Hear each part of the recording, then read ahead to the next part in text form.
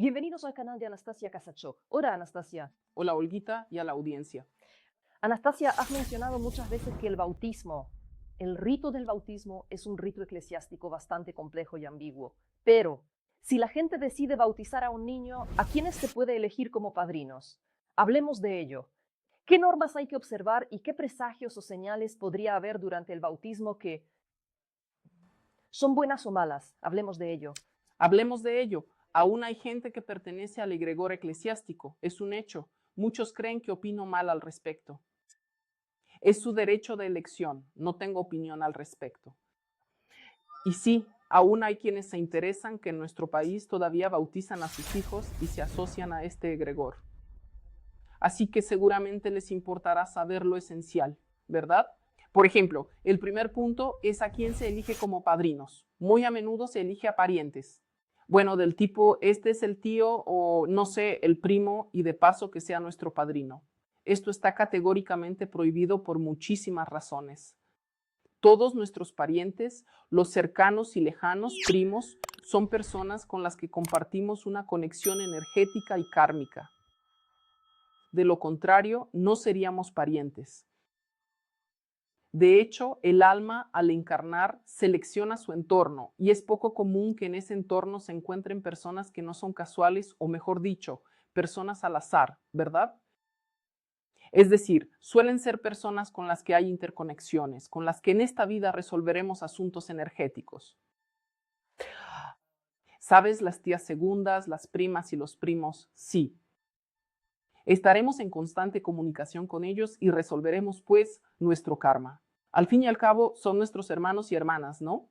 Es decir, según la tercera casa, como se dice, ¿no? Los primos y primas.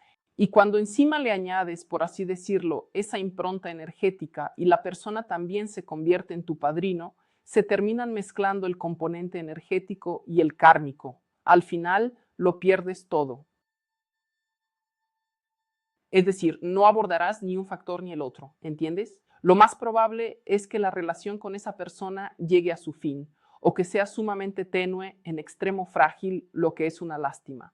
Entonces, no vayamos a confundir las cosas. El siguiente punto son las señales que pueden aparecer el día del bautismo. Primero, fíjate en el ambiente de la iglesia. Llegas, ¿vale? Y de verdad debes sentir una atmósfera de gracia. Es decir, ese día todo debe estar muy tranquilo y lleno de gracia. Si ves que el niño, bueno, a veces grita tanto que ya piensas si no lo querrán ahogar en esa pila bautismal. Grita, se ahoga, se pone rojo, el niño está mal y venga a sumergirlo más rápido. Y con la idea de que el espíritu impuro o el mal de ojo salgan más rápido. No lo hagas. El niño aún no puede decirlo. Tal vez su alma se resiste. Ustedes no saben cuál será. Un padre promedio desconoce el futuro de ese niño, ¿verdad?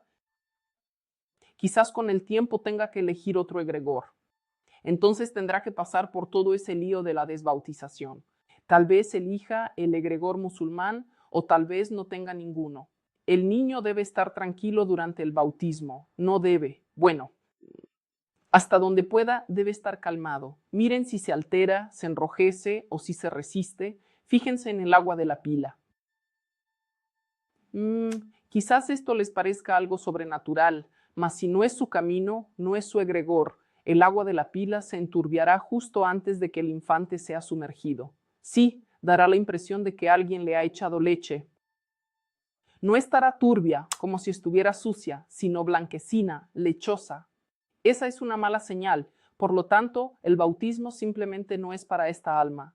Aclaro que no tengo una opinión buena ni mala al respecto. Decimos que no es para esta alma ni el momento adecuado. ¿Qué hacer para el bautismo? Sí, no pasa nada. Explíqueselo al sacerdote. Uno normal lo entenderá. Si no, entonces no lo necesitan. Pueden decir, no estamos listos. El día del bautismo es malo que un padre se sienta realmente mal. Bueno, siempre hay dolor de cabeza, náuseas, mareos. Bueno, aparentemente no había nada que lo presagiara, pero hay que posponerlo. Es una señal desfavorable. No es bueno llegar tarde o demorarse. Y ya ni se habla de pequeños altercados o accidentes ocurridos durante el trayecto. En esencia, los padrinos son las personas que asumen la responsabilidad de guiar a ese niño hacia ese egregor. ¿Entiendes? Me sorprende mucho y me hace gracia cuando la gente empieza a decir, vamos a bautizarlo rápido para que el niño tenga algún tipo de protección. Sí, sobre todo los abuelos, bautícenlo ya, no sea que le echen mal de ojo o le pase algo a este niño. No le pasará nada. La cuestión es que ningún egregor, incluido el cristiano, en ese aspecto, sí, y especialmente el cristiano, no resguarda del mal de ojo ni de hechizos. Es decir, no es protección para un bebé tan pequeño. Al bautizarlo es como si fueras un cable. Ustedes tienen, imaginen, un cable de alta tensión así, un cable gigantesco de alta tensión, ¿verdad? Y a eso le conectas un cable pequeño, otro más. En pocas palabras, permites que esa energía se fusione en ese gran haz de alta tensión. Para que sepas que te protege, debe haber entendimiento. Y el alma, el cuerpo y la conciencia no deben oponerse. ¿Por qué abogo por adoptar una religión en la adultez cuando ya tienes el deseo, conciencia y entendimiento de lo que quieres? Esa frase de vamos a bautizar a la carrera para que no le echen mal de ojo a este niño no funciona para nada. A un niño se le puede hacer mal de ojo esté bautizado por la iglesia o no. Se puede hacer un hechizo fácilmente tanto a un niño bautizado como a uno no bautizado. No protege en absoluto de eso, para ser exactos. Continuemos. Todos se acostumbran a decir, vamos a bautizarlo y ya. ¿Y qué hacemos? Celebrar, claro. Seguramente ya tienen un restaurante o una cafetería reservada y se pondrán a beber hasta la noche. El egregor cristiano es completamente incompatible con el consumo de alcohol. Por muchas razones, una es cuando los sacerdotes beben vino.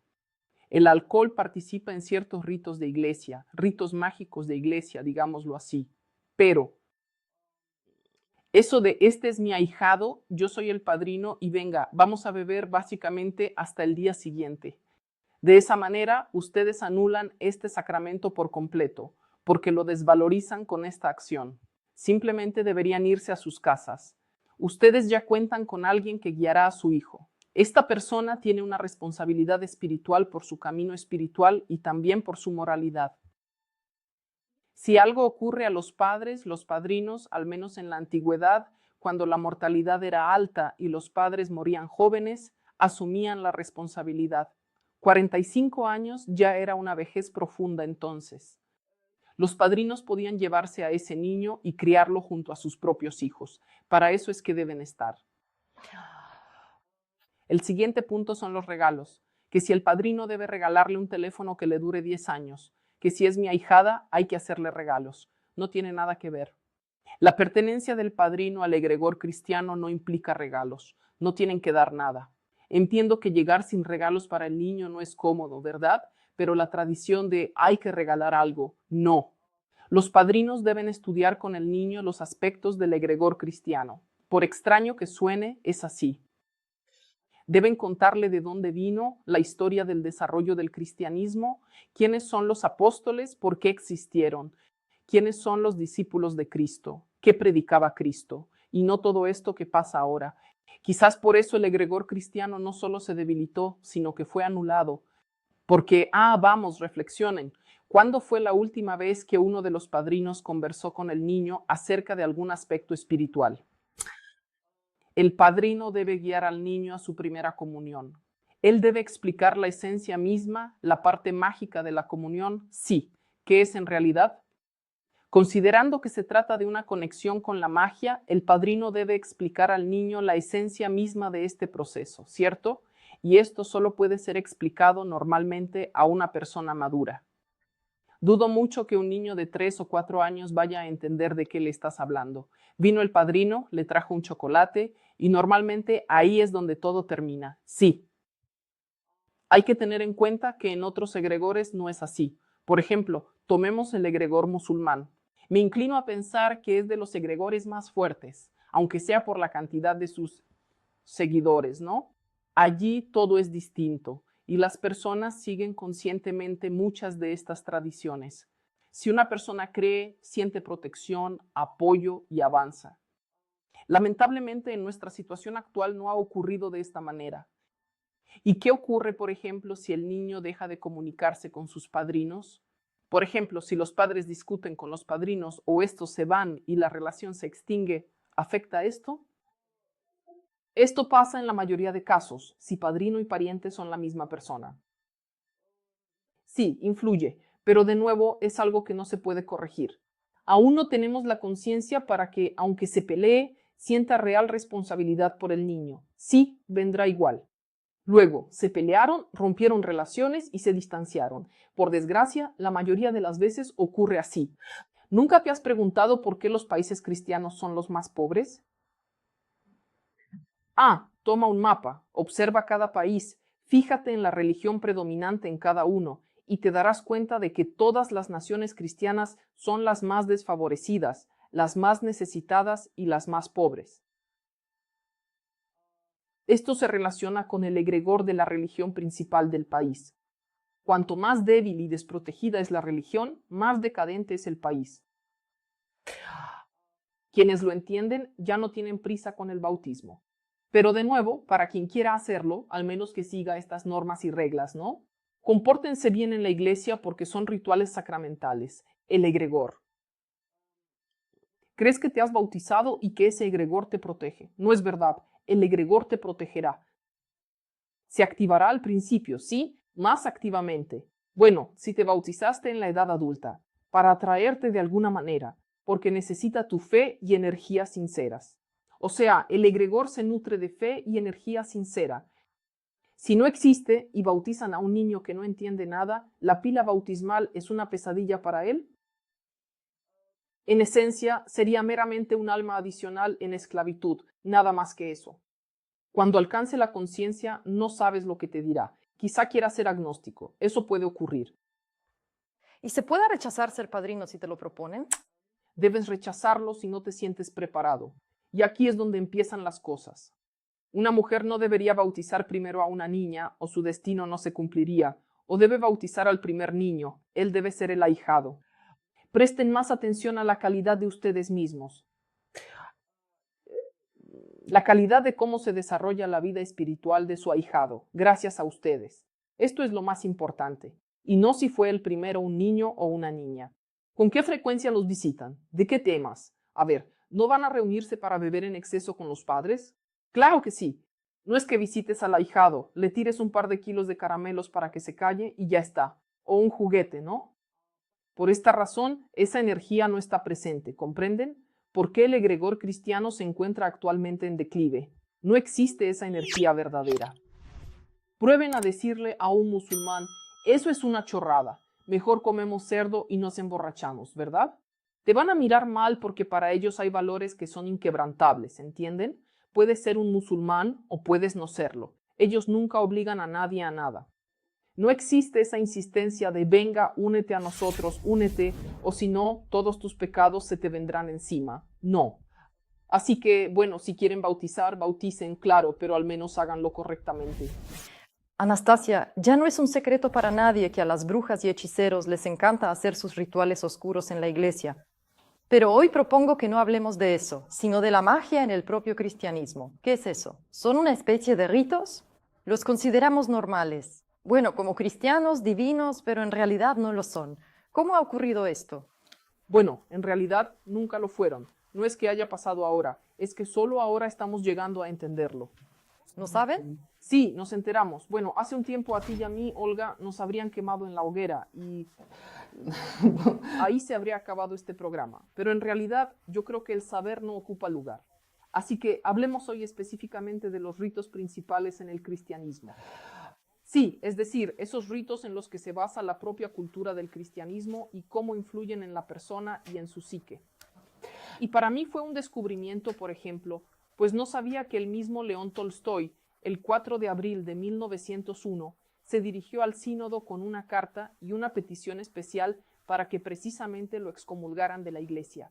Por ejemplo, yo tampoco sabía que el propio León Tolstoy había estudiado estos cánones de la iglesia, el cristianismo, esa cultura en general, para poder entender y comprender qué es lo que exactamente sucede. Y cuando lo comprendió, solicitó que, en resumidas cuentas, lo desbautizaran porque al adentrarse en todo esto, entiendo que él ya no deseaba seguir formando parte de ese egregor. pero adentrémonos en este tema con mayor detalle. ¿Por qué?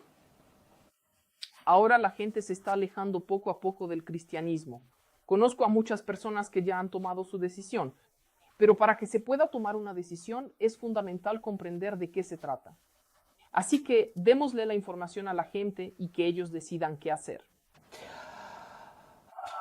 La primera opción. Permítanme que les hablemos de un rito eclesiástico muy interesante,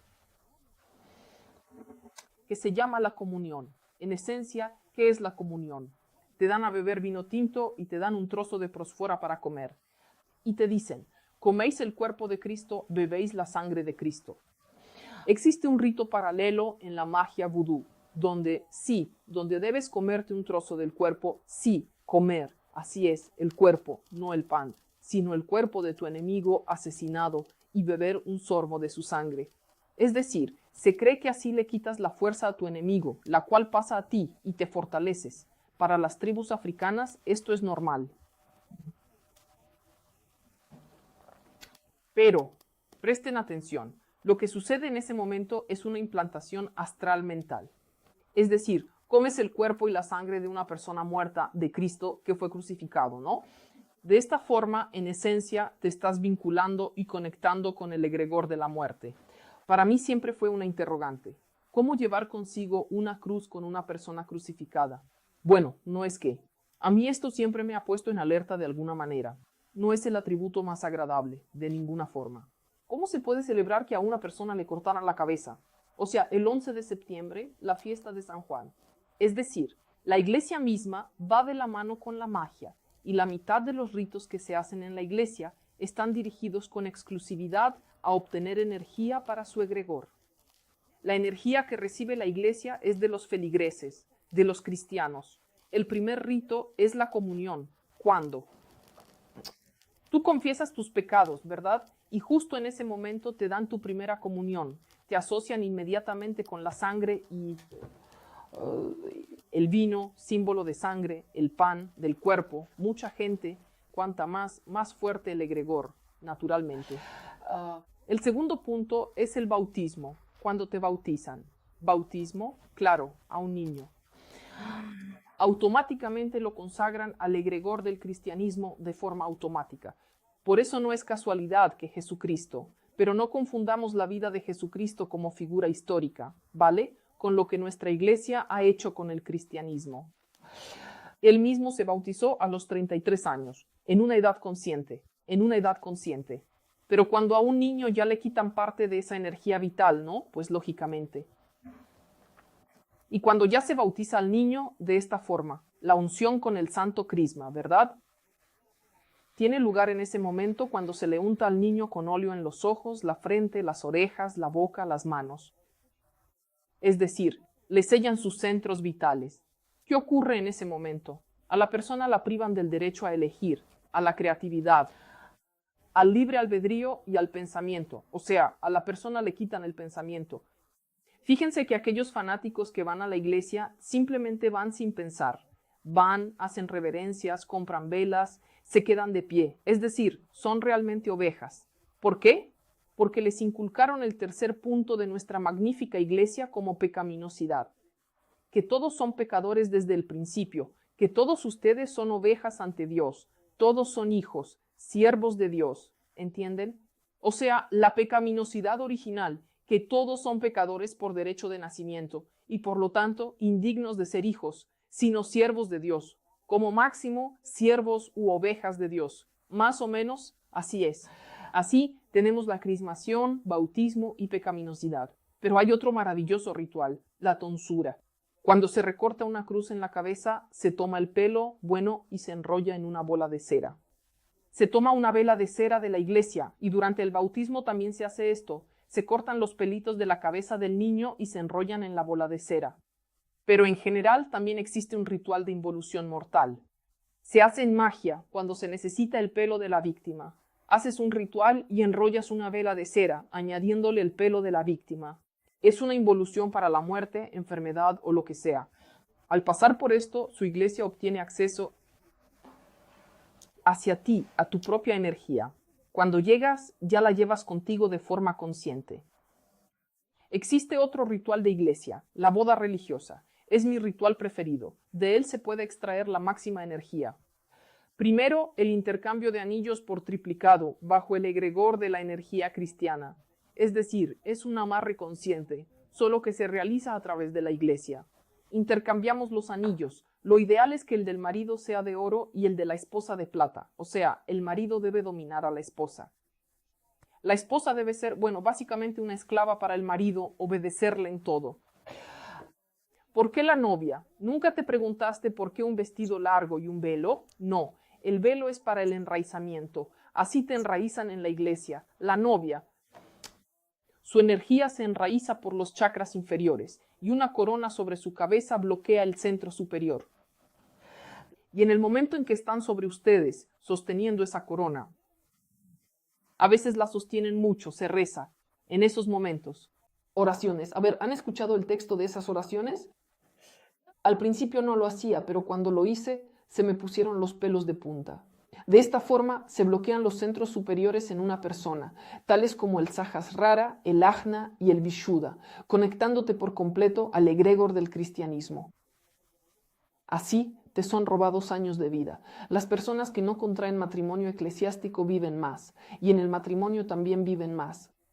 Todos dicen, es la protección eclesiástica de mi matrimonio, me protegerá de infidelidad y divorcios. Nunca en la vida.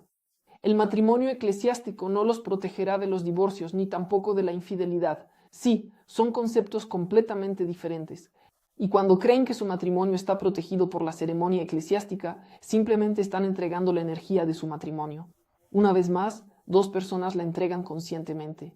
Por ello son rituales muy poderosos. Se la están entregando a la iglesia. Vivirán menos. La novia queda anclada por la cola del vestido. Ella será privada de su libre albedrío, ¿entienden? ¿Qué hace el egregor cristiano? Priva a las personas de su libre albedrío. Ahora, si tienen el deseo de bautizarse en una edad consciente, de aceptar la fe que deseen, es mejor hacerlo en una edad consciente. Cuando se lo hacen a un niño de 1, 2, 3, 5 meses, obviamente ya no es su voluntad consciente. Y aquí hay un punto que la iglesia, ¿a dónde se va esa energía? En esencia, ella acude a la iglesia para la realización y el fortalecimiento de esta, pujante comunidad cristiana. Es decir, al acercarte con una petición, de alguna manera te pones en manos de Dios, solicitas algo y tienes la convicción de que recibirás conforme a lo que has pedido. La mitad de la magia de la iglesia se basa en tus deseos. Se usa la energía de tus deseos. Cuando dices un icono rezado, en realidad no es el icono. Este se impregna con la energía de tu deseo. O sea, hay un sebo del astral inferior en él. Porque el deseo es el plano astral. Entonces resulta que te vimos. Una persona le pide a un icono al que se le ha rezado en la iglesia, pero en realidad es una entidad la que cumple ese deseo. Claro, esto se debe a que no habéis logrado aún ese nivel de iluminación divina que permitiría que vuestros deseos fueran directamente a las fuerzas superiores. No, claro, felicito a quien lo tenga, pero lo dudo mucho. Para empezar, por favor, analiza bien lo que estás pidiendo. ¿Pides fama, dinero, cosas materiales, salud? Sí, quieres lo material. Pero ¿cómo puedes pedirle cosas materiales a entidades espirituales de orden superior?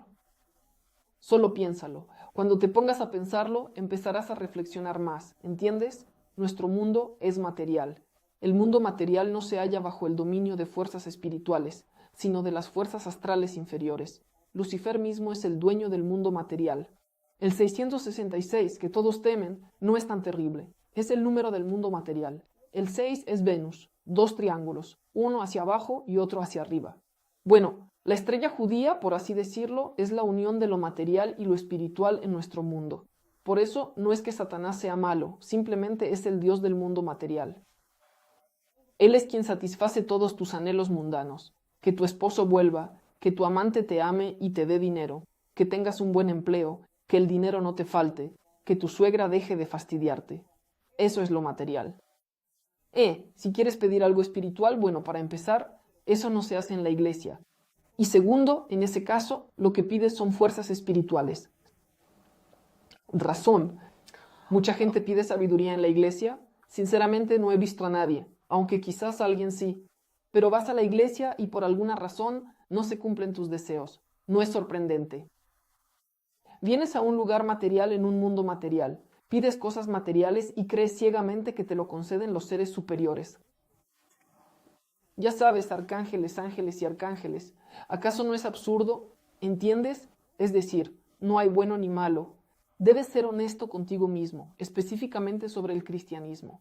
Repito, no confundir con la fe ni las enseñanzas de Jesús. El propio Jesucristo se asombraría como en la obra de Bulgakov.